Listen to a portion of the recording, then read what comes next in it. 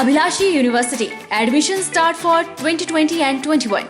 BAMS, D Pharmacy Ayurveda, BSc Honors Agriculture, Diploma in Agriculture, MSc Agriculture, D Pharmacy, B Pharmacy, M Pharmacy, BTech Computer Science and Engineering, PGDCA, MBA, MTech Civil Engineering, Mechanical Engineering, Computer Science and Engineering, 2-year Veterinary Pharmacist Training Course. Also contact for 4-year BA BEd, BSc BEd, Diploma in Arts and Craft, MA Economics, MA Education, MSc Geology Mathematics, PhD in Geology, Management, Education, Pharmacy, Mechanical and Computer Engineering, BSc Medical Lab Technology, BPT. Contact for admission. Abhilashi University, Chalchawk, District Mandi, Himachal Pradesh.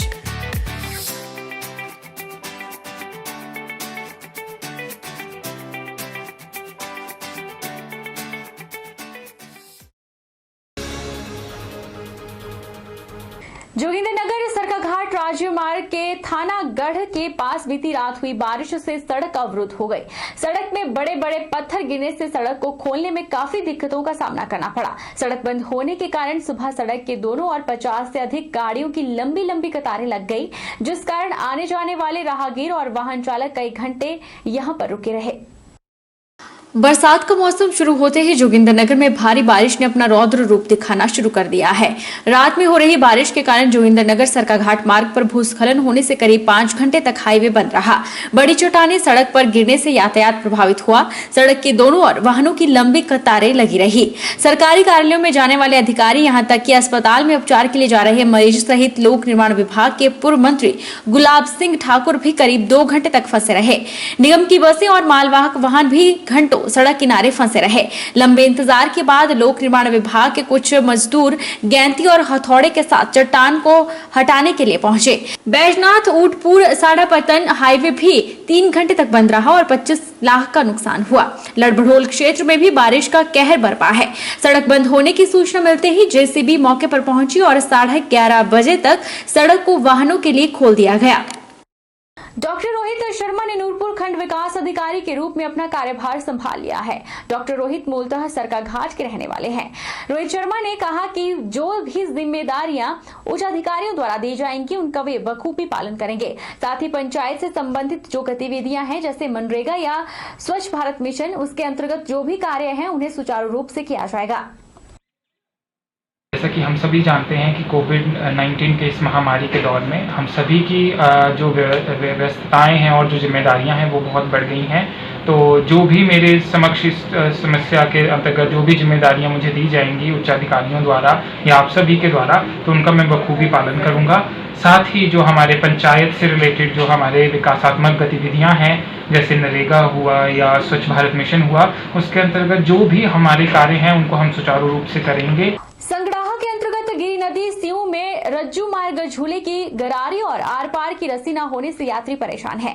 गिरी नदी पर बने रज्जू मार्ग की कई बार मुरम्मत हो चुकी है, लेकिन तारों का लंबा स्पेन होने से गरारी हर वर्ष बदलनी होती है और विकास खंड अधिकारी द्वारा पंचायत को आदेश जारी करते हुए एक व्यक्ति नियुक्त किया जाता है जो आर पार जाने को यात्रियों की सुविधा देता है। इन दिनों यह व्यक्ति जान जोखिम में डालकर लोगों को नदी पार करवा रहा है। हिमाचल प्रदेश में कई क्षेत्र आज भी ऐसे हैं जहां नदियों पर पुल नहीं बन पाया है और लोग जान जोखिम में डालकर नदी पार कर रहे हैं। आज जो तस्वीरें आप देख रहे हैं वह गिरी नदी की है, जहां लोग अपनी जान हथेली पर लिए नदी पार कर रहे हैं।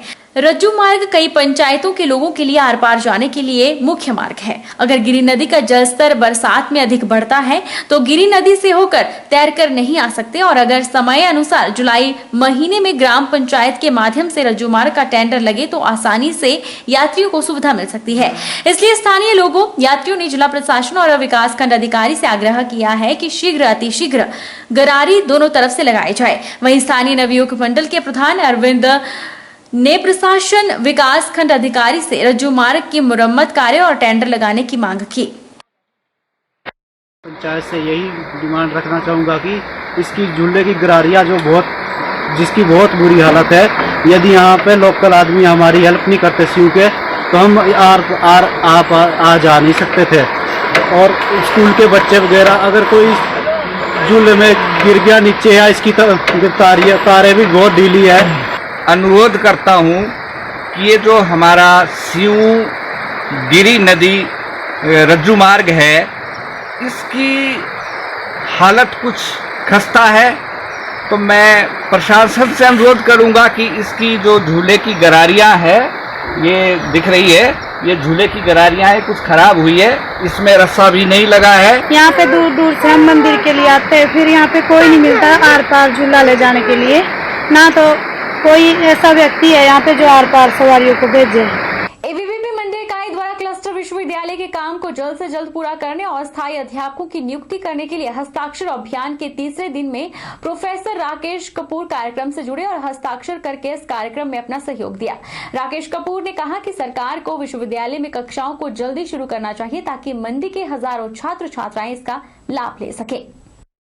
धन्यवादी हैं सेंट्रल गवर्नमेंट के कि उन्होंने हिमाचल राज्य के लिए जो है इस प्रकार का विश्वविद्यालय जो है वो मंजूर किया, और हमारे इस विश्वविद्यालय में जो कक्षाएं हैं वो शीघ्र जो हैं वो चलनी चाहिए।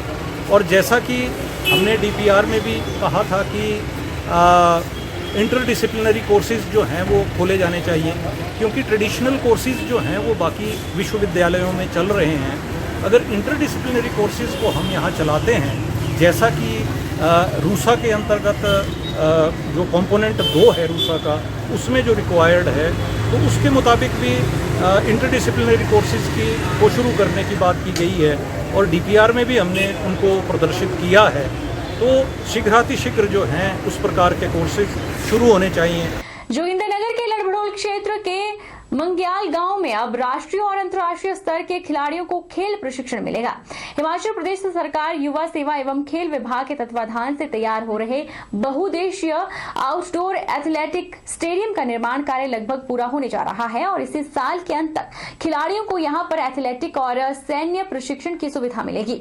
लोक निर्माण विभाग की देखरेख में हो रहे निर्माण कार्य पर करीब 50 लाख रुपए का खर्चा किया जा रहा है, जहां पर खिलाड़ियों को आधुनिक खेल उपकरण, जिम सुविधा भी मिलेगी। लड़भड़ोल क्षेत्र में तैयार हो रहे खेल मैदान में प्रतिभावान खिलाड़ियों को छात्रावास की सुविधा भी रहेगी। विभाग का और लोक निर्माण विभाग का, जिन्होंने इस काम के लिए बहुत जल्दी करी है। गांव वालों ने जमीन जो है खेल विभाग को जल्दी से जल्दी ट्रांसफर करी। उसके बाद खेल विभाग ने एक्शन लेते हुए जल्दी से जल्दी पैसा दिया। उसके बाद पीडब्ल्यूडी जोगिंद्रनगर के जो एक्शन साहब थे, उनके माध्यम से जो एसडी लड़भड़ोल है, उन्होंने जो है इस काम को बहुत जल्दी करवाया ताकि लोगों को बड़ी जल्दी से ये मंच दिया जा सके। तो इसका काम युद्ध स्तर में चला हुआ है। 20 लाख रुपए खर्च कर दिया गया है और अभी खेल विभाग 25 लाख की किस्त और देने जा रहा है। शक्तिपीठ नैना देवी मंदिर में पिछले कई दिनों से चल रहा पूजा पाठ अनुष्ठान आज माता अन्नपूर्णा की मूर्ति स्थापना के साथ और पूर्णाहुति के साथ संपन्न हो गया। यह अनुष्ठान विशेष रूप से देश में और प्रदेश में फैल रही महामारी की रोकथाम के लिए आयोजित किया गया, जिसमें स्थानीय मंदिर के पुजारियों ने सोशल डिस्टेंसिंग का ध्यान रखते हुए विधिवत रूप से मंत्रोच्चारण और पूर्णाहुति के साथ पूर्ण किया और माता नैना देवी, माता अन्नपूर्णा से महामारी का विनाश हो, यह प्रार्थना की।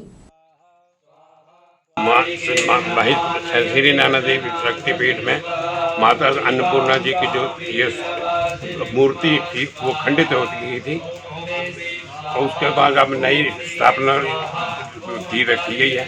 आज 8 दिनांक को माता अन्नपूर्णा की जो मूर्ति पूर्व में खंडित हुई थी उसको पुनर्स्थापित नैना देवी मंदिर में कर दिया गया है। उसके उपलक्ष्य में जो अनुष्ठान रहा उसकी आज पूर्णाहुति हुई है।